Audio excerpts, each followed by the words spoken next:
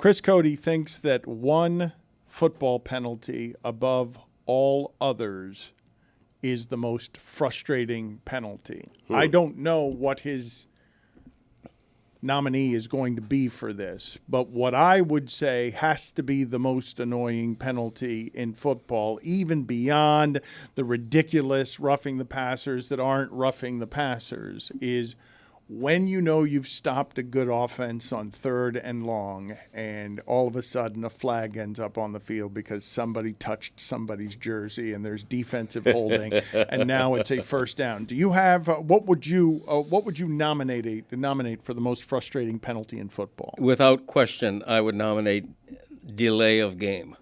I don't think that there's ever a good excuse for that. If you have to use a timeout, use a timeout. I don't like a delay of game penalty. It just implies confusion and ineptitude. Right. You know? Well, that's what it is. After last night, I feel like we could say 12 man on the field because, God, that had to be frustrating for Bills fans. But kind of a spoiler alert here. My dad got my exact answer. It is 100%. Really? That delay sucks, game. man. Sorry. He definitely your undercut thunder. it a little Yeah. bit. Wish you would have gone to me first, Dano, but we can do that next time. What are the odds? What are the odds that Greg Cody, you thought you were coming in with a hand that was strong that no one else would have? But you're A hand asking, like this. what are the odds that a father and son have discussed this at some point in their lives? We've never discussed it. Right. About it being the most annoying, but he's so right. It is because it has at least like a defensive pass interference. There's a lot of fast movement going on, so I can explain someone bumping into someone. This is just, I see this thing going down 5, 4, and I see my quarterback, and I'm like in my living room, hike it. Like, why is the center not looking up when there's 1 second left? Just hike it to the quarterback because it's going to be a penalty anyways. It is the most frustrating penalty. I think there's two different games to play here. And yeah, I dropped the accent because I want to actually help in this conversation. I think that there's the one game which is the most frustrating as a fan of your team, which is ineptitude Yelling like at that the or 12 screen. men on the field. But then there's the other game, which is the most frustrating call that a referee makes, right? So where there's a roughing the passer where it's like, he really didn't touch him, or the illegal man downfield or holding, which is away from the play. That one. Those are I hate that one. infuriating. Wait, you've changed now? No, I'm just saying, I understand the difference he's making, and the one that is not delay of game, it would be illegal man downfield. It's like I just had a run. This offensive line being 3 feet upfield had nothing to do with this play, and because he was a little further ahead of where he should have been, totally negated. Greg, what was your official stance on the delay of game? That it's inexcusable. But I don't mean to cut you off, but Dan literally had a clock on his head for years, counting down till the end of the that's fair. segment. Like, now you can argue that there's a clock that you missed that's not in a good position. Right. Yeah, Dan I had didn't one like right that. in front of your face. Great point, the Billy. thing that I was laughing about as Chris Cody spoke is, do you realize how hard it would be for us to execute anything in a timely fashion? Yes. Never mind what those people are processing as data and information, getting people on and off the field. 40 seconds. We don't know what we're doing around here ever.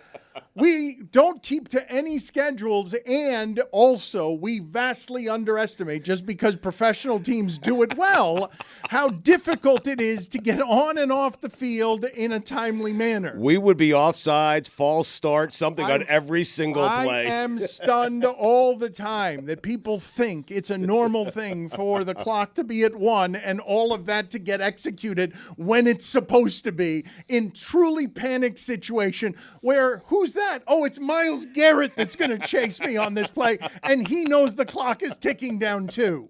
It's a fair point. Mine is pass interference for this reason. I think college does it well. I don't think the NFL does it all. I'm good with pass interference. If you're preventing a guy from doing his job, which is catching the ball, and you're doing it illegally, then fine, there should be a penalty. It should not be spot of the foul penalty. I hate that. I mean, that's how Denver got into field goal position last night. Rush just chucked it up. A guy, got to the receiver before the ball did, and boom, you got a field goal attempt, and you win the game. It's over. I think Chris Cody was asking me the other day, was there some coach in the 90s who was going for it on 4th down all the time? There had to be. And people were like, that guy is blaspheming. We don't against even remember everything. him because we kicked him out of the league. No, but that didn't happen. They were all copycats. They were all afraid. They were all Parcells. They were all Wanstead. They were all punters. There had to be one guy that's like, it's 4th and 1, I'm doing it. No, Jerry Glanville was the craziest, and he would punt on 4th and short as well. The whole thing's changed now. I told you yesterday, Dan Campbell has done it 100 times, gone for it on 4th down in his Lions career. But I do believe we're going to look back at this time, I don't know, 15 years from now, and say, why didn't people throw deep more often just to get the pass interference, given that it's a 50-yard penalty? Right. Why was James Franklin simply refusing to throw the ball anywhere downfield, trying to get a call from an athletic receiver just running into a defensive back who's not paying attention to the football? I think we're going to look back on it and be like, wait a minute. There was a 50-yard penalty that they didn't take advantage of all the time in that sport? I'm of the belief that the Giants' offense would be better off if they ran no plays and just threw bombs trying to get pass interference calls. They'd be better. Iowa would be better, even with just 15-yard penalties in college. I think that there's some teams that should probably take advantage of this. You say that, but the problem with it is now the average release time is 2.7 seconds in the NFL. 3 quarterbacks are doing it at better than 2.5 seconds, and it takes time to get down the field to make those throws. Right. And the reason you don't see more of them is because, again, Myles Garrett is on the other side, and he's getting to the quarterback very quickly. But Russ didn't even wait last night. He just threw it up as high as he could and let the defensive back run underneath of it. We can agree that he was not intending for that to be a touchdown pass, correct? He was trying to throw that away. He was trying to get PI. He was trying – no, not even get PI. He was trying to just throw that away, and they were going to settle for a field goal on that drive. No, I heard that the defense they were in, okay, Jeff Saturday broke this down this morning on my ride in. The defense they were in, you send guys deep and just throw the ball up because the D-backs have to just sprint back like they did last night. There's a good chance you'll get PI. Jeremy, Jeremy said in my ear there, Stugotz, that you heard that on the way in as if a friend had told you it. And it made me Jeff wonder, Saturday, as you were saying it, old friend, how it is that your listening habits had changed. Because I was curious how you were getting informed on the way in these days. Is that all going out over the air? I believe so. Probably. No, we can just hear it. Power through. There might be a fire in the building. Is that person speaking in Spanish? No. Creole?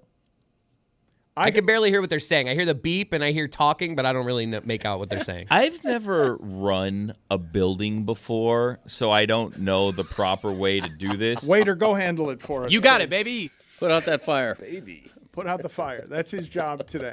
I learned a lot from The Boy Who Cried Wolf, and when you have this many fire drills, like, we're never going to take a fire seriously in this building. And it will be our ultimate demise. But every, other day, there's a fire drill going on here. Be good for clicks, though.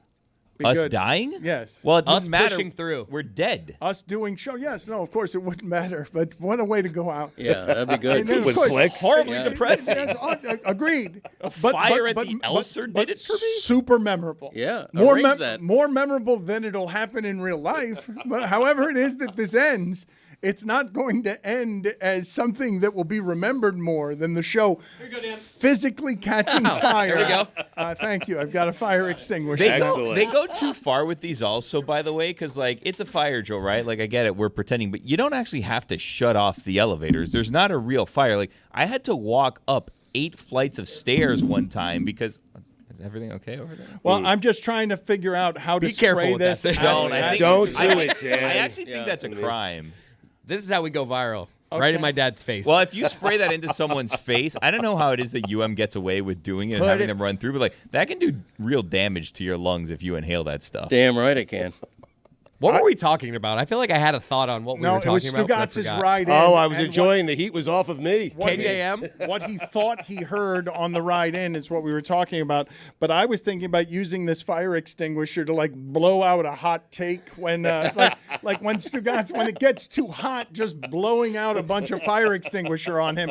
But your listening habits have changed. You are no longer listening to Mike and Mike in the morning on the way in or ESPN Radio's morning show on the way in. You're listening to to Jeff Saturday on Get Up, the radio version? No, Jeff Saturday was on the new ESPN morning show. Mike and Mike have been done for years now, Dan. Okay, but that's used to be how you got your information. I didn't know. Have you gone through all of their morning show changes? He was a KJM guy. You were listening to Kellerman. Now you're listening to what they're doing in the morning now? It's the same show, different people. I mean, I don't mean to insult the people working at ESPN, but what that morning show does, it does a fantastic job of giving me all the important sports stuff that I missed the night before. I mean, that's what it does. That's what it does for me. I go more local. I go big dog. Really? Why? I like to catch up on the Dolphins, make sure I'm not missing anything. I go Tobin. Well, that's in the morning. He's not on in the morning. When did that change? Tobin's like 10 to 2. Oh, really? Middays, huh? What are you doing? Faking it. The only, unfortunate for Tobin. Reason he's listening in the He morning. goes, I go Tobin. Do you on realize? the way in. Do you There realize? used to be 2 stations. Do you realize that the only work Stugotz is doing for Meadowlark is his drive-in, listening to whatever information's being given, so he can say, "I heard there was a pass interference." She's a very busy person. She does not have time for this nonsense. She's out there dispensing justice throughout the land. She's a law partner, but we have reached the hard-to-get Earleen Cote to ask her some important questions. Her son, the executive producer, wants to put his imprint on the show, make his mark, has demanded that she be honest here, that she not protect the love of her life, Greg Cody, that she simply answer our questions honestly. Something tells me that won't be an issue. Don't be gentle, Earleen, but your husband has made a couple of dubious claims here on the show. I don't know which is the bigger lie, but we'll start with what I believe is the second biggest lie, which is he is claiming that his nickname is the Big Dipper and that he is a big tipper. I would say both of those are incorrect. Okay, what can you tell us about his tipping? Because for years I have said he's cheap, he said he's frugal, and now all of a sudden he's just saying that waiters and waitresses throughout the land love when he's coming around, as Chris alleges that he's always got to look at the check, a double check on the check, because he needs to make sure his father's not embarrassing him with tips. Oh, 100%. I mean, I took over the job of tipping many years ago, only to not be embarrassed. I mean, because he blames servers for things that are not their fault. You know, he's going to teach everybody a lesson. You know, he wants to make sure that the math, is there any reason to go over 15%? Whoa! No. That's wrong. Right. That's wrong. If it's good service, I'm a 20 to 25% guy. Oh, 25. You've never done 25%. If it's bad service, I might dip. I am the Big Dipper. I might dip to 15% for bad service or annoying service. I think we're keeping this to the tipper part, but no, that's not true. I mean, I thought this is old news. Honestly, I can't even believe we're still talking about this because I just didn't. It's common I mean, knowledge. he will. Yeah, he blasphemy. will pretty much try to get the check, and I'll blatantly just do exactly opposite of what he told me to do. And that's the way it is. What percentage of time is the tip deducted because he believes he's gotten bad service? Oh well, his desire to do so is probably 42%. Oh my God! You know, I of would the agree with time that. he would like Less than half. Greg, But Yeah. the point, that's not the point. The point is whether there really was bad service. But is he looking for bad service? Is he looking for it? I believe so. I believe he's waiting to be wronged because he doesn't believe that he's being given the proper, care and treatment that he deserves. I have great respect for the wait staff. it industry. doesn't sound like it, Greg. No, it does. He's but the Big Dipper. But here's the thing, and I'm going to speak right now directly to our listeners who are waiting on tables. Oh, boy. Beautiful profession. Here's a quick tip. Oh no! Be extra vigilant on the back end.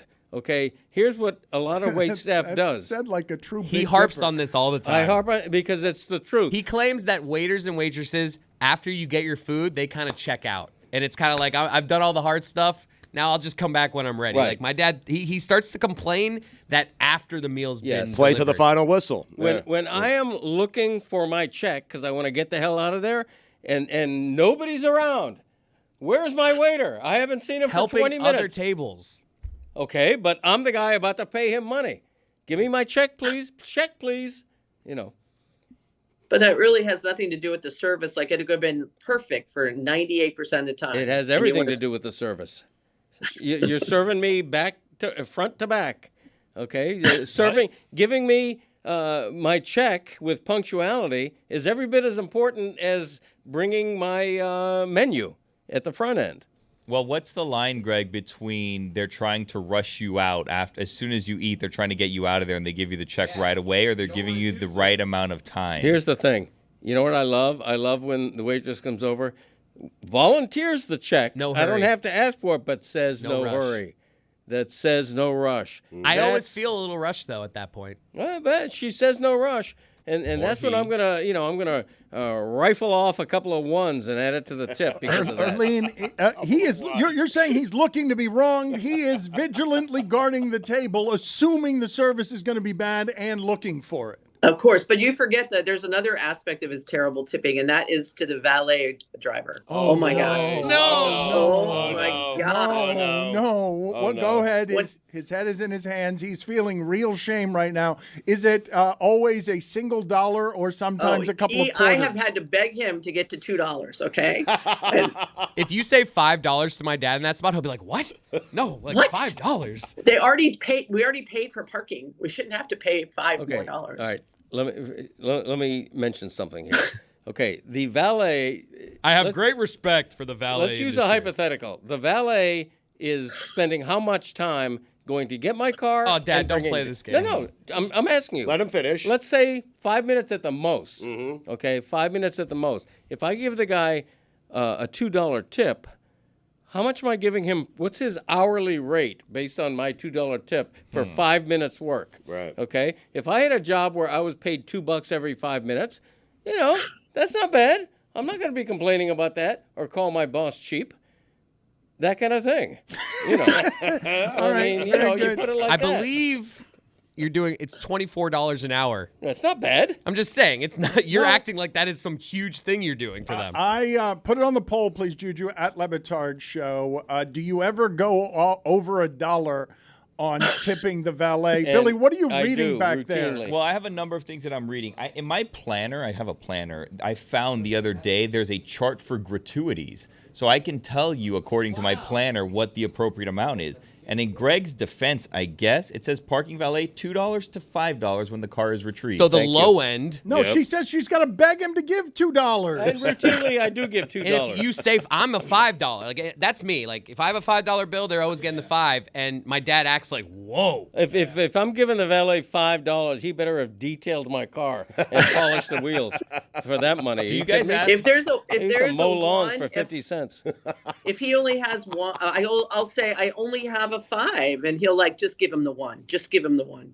Right. I'm like, no. You'd rather go 1 than 5 to a valet. Usually, sure. That's terrible. You're plus $4 though. I mean, Greg is right on this. Do you ask for change? Because if I don't have, I won't break a bill. I'll give him a 10. If I have before a ask 10, for I change. can't ask for change. They end up with a 10. Just the other day, I gave a 20 to a valet driver specifically because I was afraid to ask for change. Because I'm like, no, man, you're working hard, and I'm going to make you take out all this other cash. And I don't even carry cash, really. So what am I going to do with that? It's a nightmare. That's excessive. You're tipping him in your shame because you're I not. wouldn't do that. Your meekness Yeah, exactly. is what's Do tipping. you guys ever do the thing get where me, finally. Do you ever do the thing where you don't have cash and you have to do do you have Venmo? Do you have PayPal? And then all of a sudden I'm taking a phone number down of some can't do stranger. that. What do you Don't mean? do it. I'd rather than stiff them. No, I avoid valeting. If I don't have cash to give them a way out, I don't valet. Well, I was just going to ask, though, you guys have gone so cashless on this that you must do this electronically all the time, where you're putting in. Greg would be putting in $1 because I'm always tipping in cash. I'm never tipping electronically. You have to have the barcode at this point. If you're in any kind of tip industry, it's actually no, smart. it's No. you need to have No, I'm saying the workers should have a barcode where it's if you want to tip electronically,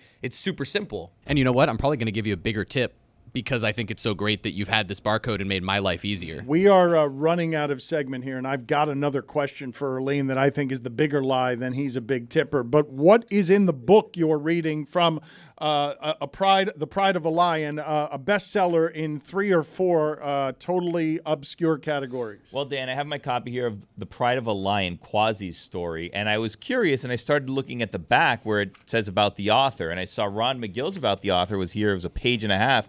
And then I saw Greg Cody's was quite short, and I was told that Greg was asked to provide 300 words, and by my count, there's 103 here words about Greg Cody. Tell me he mentions Greg's Lobos. Well, okay, so here's what it says. Greg Cody is a longtime Miami Herald sports columnist who has been honored multiple times by the Associated Press sports editors as a top 10 national columnist. Greg has covered Super Bowls, NBA Finals, World Series, Stanley Cup Finals, and most recently, the arrival of Lionel Messi to Inter Miami. A previous book, Fins at 50, was published in 2016. Just a fact. A podcast begun in 2020, The Greg Cody Show. No. Is steadily, not with Greg Cody. Not featuring, or featuring Greg Cody, yeah, just the odd. Greg Cody Show? That's it? Wait a minute. Easy way to add words, too. The Greg Cody Show is steadily ranked among the most popular on the Apple Podcast national charts. He's also a regular on the top-ranked Dan Le Batard Show with Stugotz. Top ranked. How about that? Greg lives in South Florida with his wife, an attorney, no name. Wait. And their dog Charlie and cat Oliver. So dog and cat were Charlie named. Yeah. got his Name name. recognition. I don't know how to write a forward or whatever. You're a writer! It's not a forward! Look, I had spent a year on that book. The last thing I wanted to do was write several paragraphs about myself. Oh, get out of here. Greg's a humble man. Seriously. You would have written the whole book about My mom is yourself. cackling right now. That is the unnamed attorney. Mother of Oliver and Charlie. How long have you been married, Earleen? And he doesn't mention you by name, but Oliver and Charlie get name checked. I only have one wife. Everybody knows who I mean. You only got one dog and one cat too. So How long have you been married, Earleen? it'll be 43 years in January. Too long. The last question I have for you, and I think you might laugh out loud at this because I just can't believe he said it. Your husband alleged that he is good at admitting when he's wrong. Oh God, no. No, he'll jump all around it. You have to be so gentle about, even trying to point it out. I can't even point it out when it happens. He's just, and then he just immediately says it's me, not him. No, he doesn't admit You may he's be wrong. right. Is his move? That's a Well, big move. when I think I'm right, but I just don't want to argue anymore. I say you may be right. By the way, in the dedication, in the forward dedication, I mention my wife by name. I spell her name correctly. That kind of thing. Okay, excellent work. Earleen, I was alleging that I want you, that in my life, I've met very few people I've ever met worse at admitting they're wrong than your husband. So I defy you to name people in the entirety of your life that you have met that you would say are worse at admitting they're wrong than the person you're married to. Well, in his defense, I'm around him a hell of a lot more than most people. So it makes it. But he's got to be in the top 3 of anybody I've ever met for sure. But definitely more constant. But his sons aren't much better, so I'm just saying. I knew that was coming. See you later, unnamed attorney. Okay, goodbye. There was some sound yesterday we played, Stugotz, of Brian Damaris. He's an NBA analyst who just scorched James Harden.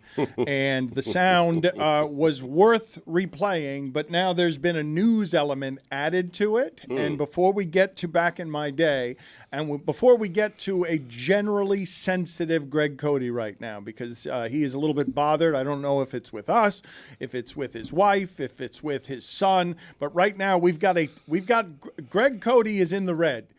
We are dangerously close to enraging Greg Cody because he doesn't like that we've called the Big Dipper a bad tipper. And he doesn't like that we have said that he's terrible at admitting that he's wrong. He implied during the break that we portrayed him incorrectly, and I was trying to tell him that this is who you are. So, Well, no. I mean, I rarely tip below 20%. Rarely.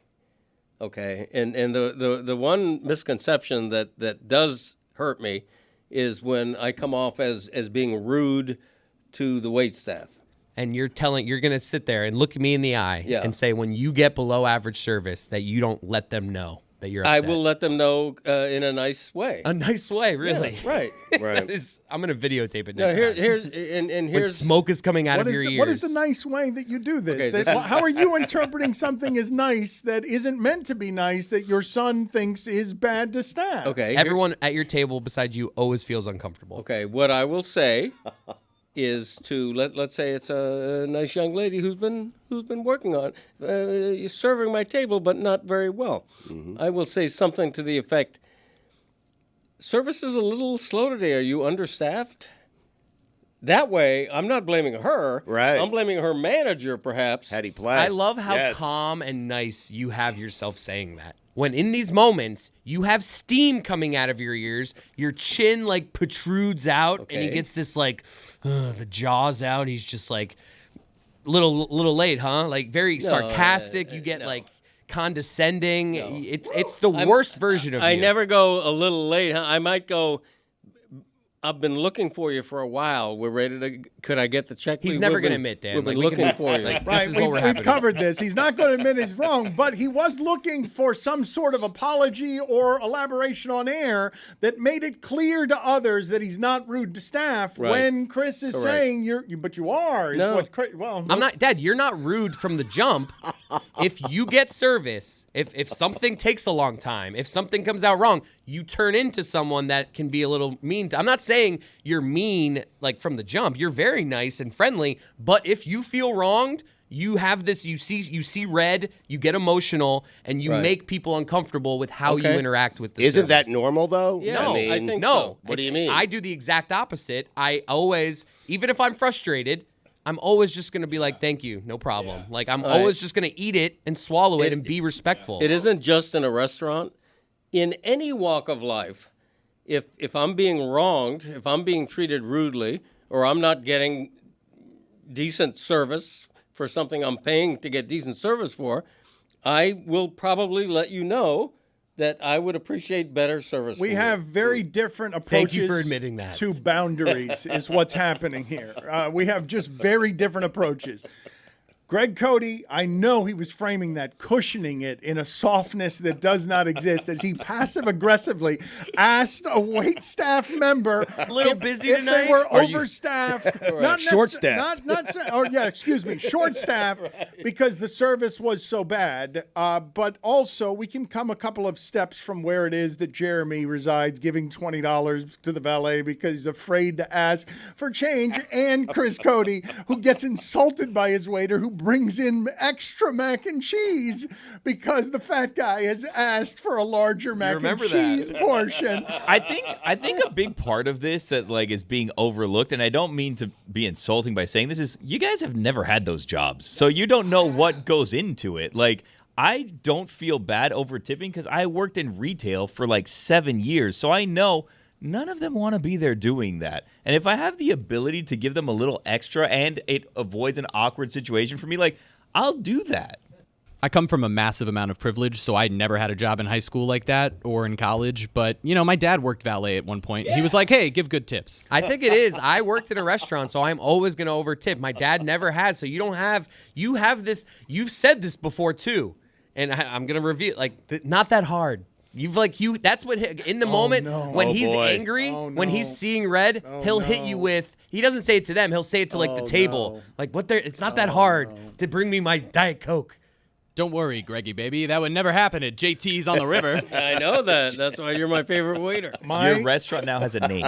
My father, Cheese on the river. this part I don't get. And he's a restaurant owner. It is something that is mystifying to the entirety of my family. My father was a waiter and is a terrible tipper. All of us are super confused by that. Like, he hated the job. It was his second job. He had to work it during college, and you would think that he would be a good tipper. Terrible at it. Just He loves money. dreadful. See, Yes. part of that is the age group. Okay. You know, people your dad's age, my dad, late in his life, these are people who, if you grew up without much money, you saved scraps of soap. Like, these were a lot of people who didn't grow up with a lot of money, like my parents didn't. And so you tend to go through life being cheap. My dad, to his dying day, would give $3 tip for breakfast, $5 tip for lunch, and a $10 tip for dinner, no matter how much the bill was. I didn't hear half of what you said because Billy barked in my ear. Ken Dorsey has been fired. Same, I got it too. Whoa! Wow. See, they're crumbling. The window is shut right on Ken Dorsey's fingers. Ken Dorsey, the offensive coordinator of the Bills, famously. That's why they call it window pane. That's right. Seen He's a writer. Shuffling papers and throwing computers around. He was so frustrated at the end of a game against Miami. He has been fired as the offensive coordinator for Josh Allen and the Bills. Man. And I have never been more publicly sports ashamed, and this is covering some ground, than seeing on First Take moments ago Stephen A., McAfee, and Shannon Sharp were all yelling at each other about whether the Bills' window had closed. And I thought to myself, we beat them by 90 minutes to that story. Yeah, right, we did. Yes. And I was ashamed of us as an entity. I just mansplained windows. Did and they say doors window pane? I mean, being shut to Mike Golick Sr. because you've all poisoned my brain so much. I wanted to talk to you guys quickly about what it is that is happening before we get to Back in My Day and before we get again to this Bally sound that has apparently been banned, Stugotz. I need to find out what the controversy is here, but it seems like Bally Sports Southwest executives have taken down the viral video that Brian Damaris played. We played it on the show yesterday. That he just scorched James Harden in a very civilized way. I mean. But the fact that it was taken down is something that's a bit bizarre to me. Like, is this It's just kind of, they probably just realized, well, this isn't great. Let's just delete the post. As someone who deals with the mentions on Bally social media, I can tell you they have been a bit of a dumpster fire as of late, and that might have just made the social media manager's job a little more difficult. Go ahead and take that video down. Or just play it again on our show. Ask the producer to pipe this into the Clippers locker room so I can talk to you, James. I hope you're taking notes. I'm telling you in advance, you're welcome for the wisdom I'm about to spew. Because, listen, I get on my knees every night and pray for someone to believe in me like Daryl Morey believed in you. You wanted a certain coach, they brought in Mike D'Antoni. You wanted to play a certain style, they played it. You wanted Dwight Howard, they brought him in and got rid of him when you were tired of him. You wanted Chris Paul, they brought him in and got rid of him when you were tired of him. They brought in your old friend Russell Westbrook. You wanted to go to Vegas on off days? They looked away. You wanted the team to stay over so you could go out at night. They changed the schedule, and it didn't work. And you know what? You said, I'm going to break up with my whoopee. Not good enough. I see the bright lights in New York. I want to go there. My old pal, Kevin Durant. It's going to work. The big three. And all after 1 year, you wanted out. You realized, oh my gosh, I took this guy for granted, the guy that believed in me. I went back with Daryl Morey. They traded Ben Simmons for you. How did they pull that off? And you know what? You went there and you got a partner who got the MVP. He won the MVP. And what did you say afterwards? You said, they didn't hand me the reins. You're the point guard. You were holding the reins. And what did you do when you had the reins? You scored 9 points in Game 7 against Boston. You blew a 3-2 series lead. So they fired their coach. Not good enough. You broke up with your guy, believed in you again. You said, the bright lights of L.A., that's where I want to go. Let's see if that works. Listen, James, have you ever had those friends who had bad roommates? Over and over, they complained about their bad roommates. This guy's terrible. The bad roommate here. They never thought to be self-aware enough that they're the bad roommate. They're the problem. Hey, James, you're the problem. If this doesn't work this year in this system with this team, then you're going to go and point fingers at everybody else, and you're going to go back home and you're going to start swiping right for another team, and there's not going to be anybody left. Because, James, you're not the beard, you're not the system, you're the problem. Oh. Why would you take that down? Do you bring more attention to it by taking it down? And to me, the more interesting part of the conversation where all of this resides is Adam Silver was just on JJ Redick's podcast saying he wants broadcasters who are broadcasting with expertise and with love of game, with love of players, with not that. With get that away from my players, I'm going to make sure they're talked about like human beings. Honesty? Yes. Less honesty. Okay. Well, but this is where we're headed, is it not? If Bally Sports executives are saying, you know what, We don't like the look of this. A broadcaster and a sports coach just talking down to a player, just talking down to an employee, a star in the league, one of our highest paid employees, talking down. No, we're going to take it down. I think it makes it worse to take it down. You take it down, all of a sudden you bring it more. Now it's banned in the USA. Right. Now it's censored. I'm going to go outside and shoot a bunch of Bally's gear with a machine gun. I'm imagining a social media person for Bally right now just like decided to delete it, and now it's like a storm because they deleted it. So I just feel bad for the social media person. Yeah. I don't know why you're looking at me. I'm just JT, JT in the river. I find myself feeling badly for Matt Fry. He was my freshman roommate in college, and I left him and went to a different dorm because he was dirty and he was a bad person. And now I'm starting to think, you know what? Maybe it was me and it wasn't him. That's what I've been thinking about since you played that sound yesterday. I owe an apology to Matthew Fry. I'm starting to wonder if Lucy owes Emily an apology. Now you've gone too far. You owe an apology to Matt Fry, who you just called dirty. I'm the problem. And a bad person.